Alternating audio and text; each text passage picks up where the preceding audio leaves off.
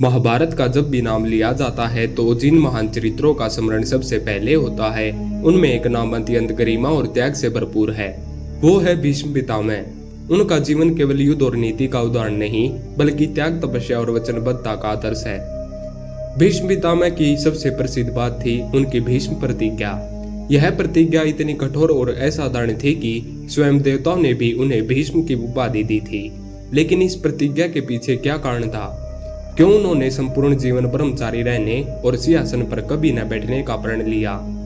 आइए इस अद्वितीय निर्णय के पीछे छिपे भावनात्मक और ऐतिहासिक कारण को समझें। राजा शांतनु और सत्यवती का प्रेम। कथा की शुरुआत होती है हस्तिनापुर के राजा शांतनु से, जो एक न्यायप्रिय और वीर राजा थे। एक दिन वे गंगा किनारे शिकार के लिए गए हुए थे। तभी उन्होंने एक सुंदर स्त्री को देखा जो थी सत्यवती। वह मछुआरों की पुत्री थी, लेकिन उसमें अद्भुत तेज था। राजा शांतनु उसकी सुंदरता और व्यवहार से इतने प्रभावित हुए कि उन्होंने उससे विवाह का प्रस्ताव रख दिया।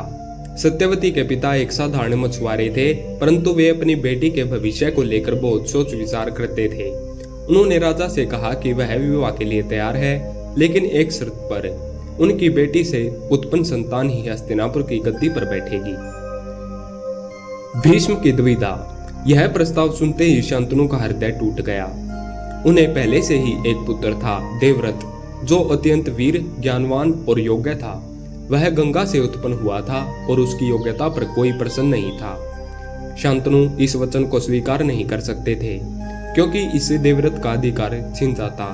राजा शांतनु दुखी होकर महल लौट आए। उन्होंने अपनी पीड़ा किसी से नहीं कही, लेकिन देवव्रत ने पिता की आंखों में छिपा दर्द पढ़ लिया। जब उन्होंने सच्चाई जानी तो वे सीधे सत्यवती के पास पहुंचे। उन्होंने कहा, मैं गद्दी का त्याग करता हूँ, सत्यवती का पुत्र ही राजा बनेगा। लेकिन सत्यवती के पिता को संतुष्टि नहीं हुई। उन्होंने कहा, मान लीजिए आप गद्दी का त्याग कर दें, लेकिन भविष्य में आपकी संतानें राजगद्दी का दावा करेंगी, तब क्या होगा? भीष्म की प्रतिज्ञा। एक साधारण बलिदान अब जो हुआ वह भारतीय इतिहास में अमर हो गया। देवव्रत ने हाथ उठाकर प्रतिज्ञा ली, मैं आजीवन ब्रह्मचारी रहूंगा, विवाह नहीं करूंगा, संतान नहीं होंगी और कभी गद्दी का अधिकार नहीं लूंगा। यह सुनकर आकाश में देवता ने फूलों की वर्षा की और कहा, तुम अब से भीष्म कहलाओगे, जिसने भयानक प्रतिज्ञा ली। उनका यह संकल्प इतना कठिन था, महान था कि इसने उन्हें अमर बना दिया। कोई साधारण व्यक्ति ऐसा नहीं कर सकता था। इस प्रतिज्ञा के पीछे उनका प्रेम था, पिता के प्रति, धर्म के प्रति, राज्य के प्रति। कल्पना कीजिए, एक राजकुमार जिसके पास ज्ञान, शक्ति, सम्मान और राज्य का अधिकार हो, वह सब कुछ त्याग देता है केवल अपने पिता के प्रेम और राज्य की मर्यादा के लिए। यह त्याग एक साधारण मनुष्य नहीं कर सकता। भीष्म ने न केवल विवाह से दूर रहने का निर्णय लिया, बल्कि उन्होंने अपना संपूर्ण जीवन हस्तिनापुर के लिए समर्पित कर दिया। वे न केवल राज्य के रक्षक बने, बल्कि अपने जीवन में 3 पीढ़ियों की सेवा की, शांतनु, विचित्रवीर्य और फिर पांडवों व कौरवों की। भीष्म की पीड़ा। एक अनकही वेदना।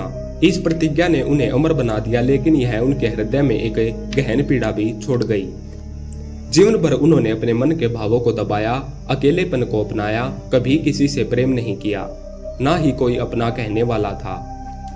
उन्होंने केवल कर्तव्य निभाया, चाहे वो पांडवों की रक्षा करना हो या फिर कौरवों की रक्षा करना।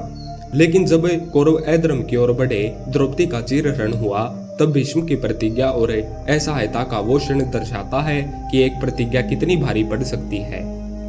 क्या यह प्रतिज्ञा सही थी? यह प्रश्न अक्सर उठता है कि भीष्म की प्रतिज्ञा क्या सही थी? क्या उन्हें हस्तिनापुर की भलाई के लिए शादी करके योग्य संतानों को नहीं बढ़ाना चाहिए था?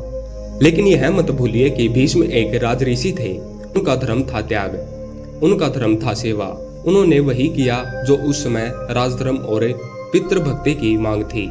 उनकी प्रतिज्ञा ने न उन्हें केवल महान बनाया, बल्कि यह दिखाया कि सच्चा योद्धा वही होता है जो अपने व्यक्तिगत सुख की बलि देकर दूसरों के हित में जिए।